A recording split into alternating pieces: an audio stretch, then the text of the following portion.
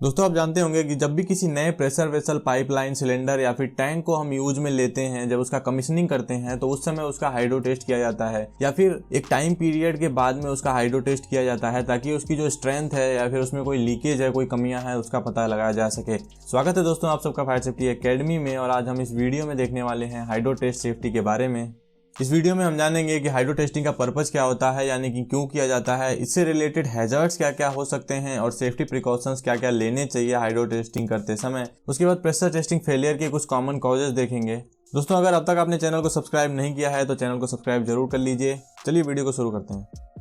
सबसे पहले देखेंगे कि हाइड्रो टेस्ट क्या होता है, यानी कि हाइड्रोस्टेटिक टेस्ट क्या होता है।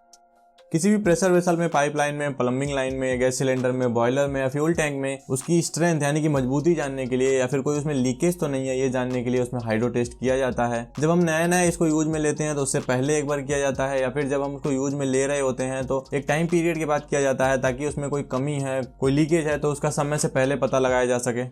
हाइड्रो टेस्टिंग के दौरान जिस भी वेसल का या पाइपलाइन का या जिस भी इक्विपमेंट का हाइड्रो टेस्टिंग करना होता है उसमें एक लिक्विड भरा जाता है, ज्यादातर यूजुअली वाटर का यूज किया जाता है इसमें। उसके बाद उस पाइपलाइन को, उस वेसल को प्रेशराइज किया जाता है। उसके बाद उस इक्विपमेंट पे उसके वर्किंग प्रेशर से 1.5 गुना ज्यादा प्रेशर अप्लाई किया जाता है। इक्विपमेंट को पूरी तरह पानी से भरने के बाद या फिर किसी लिक्विड से भरने के बाद उसे हैंड पंप से या फिर इंजन पंप से प्रेशराइज किया जाता है और उसे कुछ टाइम के लिए होल्ड पे रखते हैं ताकि उसमें अगर कोई लीकेज है या कोई फेलियर है तो उसे ऑब्जर्व किया जा सके। किसी पाइपलाइन के या फिर प्रेशर वेसल की स्ट्रेंथ, उसकी ड्यूरेबिलिटी या फिर लीक को आइडेंटिफाई करने के लिए हाइड्रोस्टेटिक टेस्टिंग सबसे कॉमन मेथड है। इस मेथड से जो हमारे इक्विपमेंट्स होते हैं उनके सेफ्टी स्टैंडर्ड को मेंटेन करने में हमें हेल्प मिलती है और साथ में इसकी ड्यूरेबिलिटी का हमें पता रहता है कि ये आगे यूज में लिया जा सकता है या नहीं। अब देखेंगे purpose of hydro test. Hydro test किस लिए किया जाता है, इसका पर्पज क्या होता है। टू आइडेंटिफाई द लीक, अगर कहीं पे कोई माइनर लीक है तो उसको आइडेंटिफाई करने के लिए हम हाइड्रो टेस्ट करते हैं।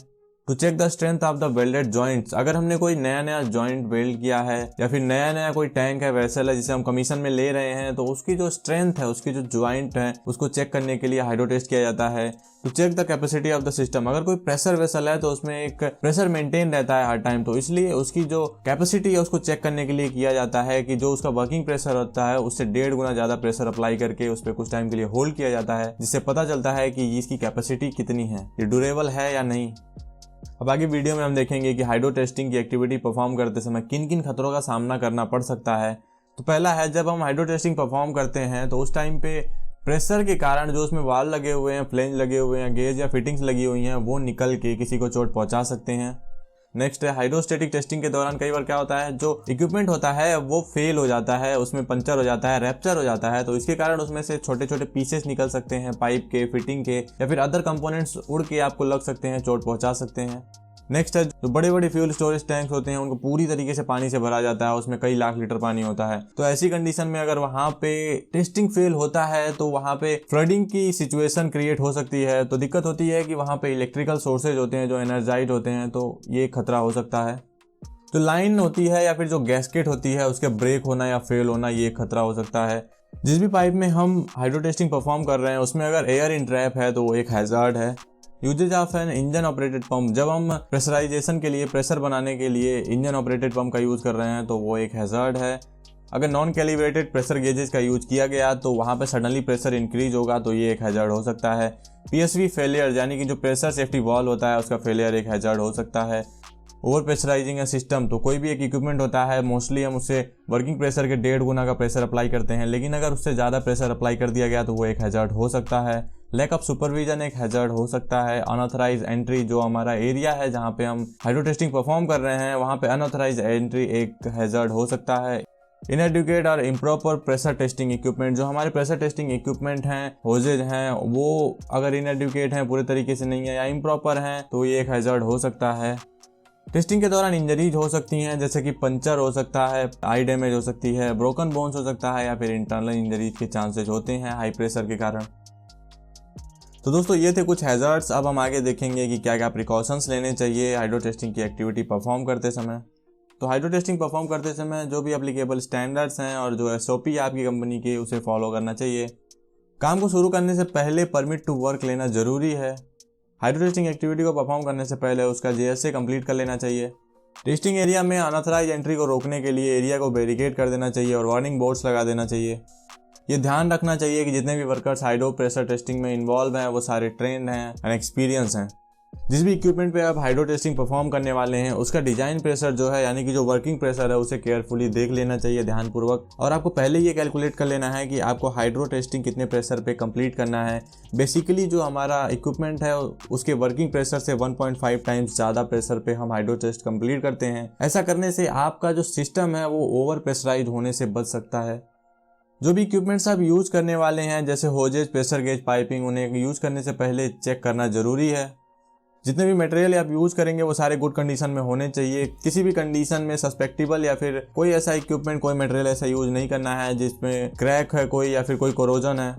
टेस्टिंग के दौरान जितने भी प्रेशर गेजेज यूज होंगे या फिर जितने भी सेफ्टी वॉल्स होंगे वो सारे कैलिब्रेट होने चाहिए।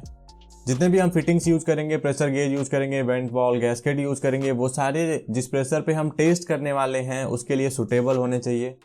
जो भी हमारे जॉइंट्स हैं प्रेशर इक्विपमेंट्स के उन पे वीप चेक्स लगे होने चाहिए ताकि अगर जॉइंट्स एक्सीडेंटली अलग हो जाते हैं तो किसी को चोट ना पहुंचे, कोई नुकसान ना पहुंचे। टेस्ट के दौरान एप्रोप्रिएट पर्सनल प्रोटेक्टिव इक्विपमेंट का यूज करना चाहिए। टेस्टिंग के दौरान जो ऑथराइज्ड वर्कर है सिर्फ वही उस एरिया में होना चाहिए, बाकी सबको बाहर निकाल देना चाहिए। टेस्टिंग के दौरान अगर आपको कोई अनसेफ कंडीशन दिखती है, कोई अगर ऑब्जर्वेशन दिखती है, कोई लीकेज दिखता है तो आपको तुरंत टेस्टिंग को बंद कर देना चाहिए, नहीं तो ये एक बहुत बड़ा खतरा हो सकता है। टेस्ट के दौरान जो हम फ्लेंजेस को ब्लाइंड करते हैं या फिर जो प्रेशर गेजेज होते हैं उनके सामने कभी भी खड़ा नहीं होना चाहिए। प्रेशर टेस्टिंग के दौरान हमेशा आपको एक सेफ डिस्टेंस मेंटेन करना चाहिए। प्रेशर को बढ़ाते समय प्रेशर को धीरे धीरे बढ़ाना चाहिए ताकि जो प्रेशर गेज है जो पर्सनल वहाँ पे है वो प्रेशर को टाइम पे चेक करता रहे या फिर लीकेज को चेक करता रहे। हाइड्रो टेस्टिंग करते समय सिस्टम पे 2 प्रेशर गेज होने चाहिए, एक लोएस्ट पॉइंट पर और एक हाईएस्ट पॉइंट पर। टेस्टिंग के दौरान जितने भी फिटिंग्स, होजेज या फिर जो फ्लेंजेज हम यूज़ करने वाले हैं ये इंश्योर करना है कि उनकी स्ट्रेंथ प्रेशर टेस्ट से ज़्यादा होना चाहिए।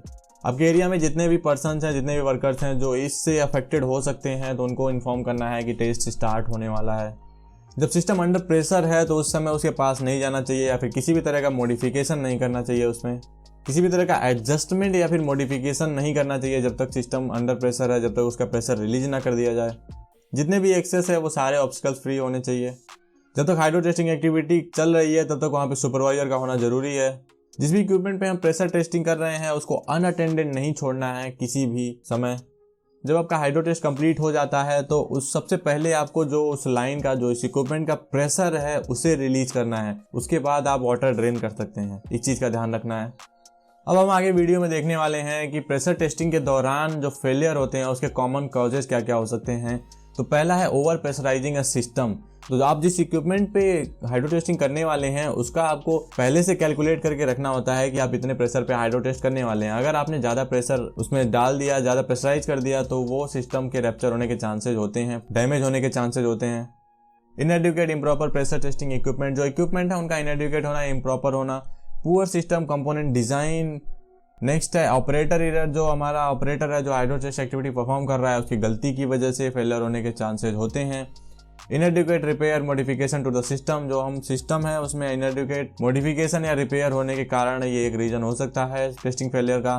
Failure to properly isolate parts being tested from other parts of the system, तो जिस भी पार्ट पे हम हाइड्रो टेस्टिंग परफॉर्म करने वाले हैं उसे अगर हम जो इक्विपमेंट है जो बाकी सिस्टम है उससे सही तरीके से आइसोलेट नहीं करेंगे तो हमारा जो टेस्ट है वो फेल हो सकता है।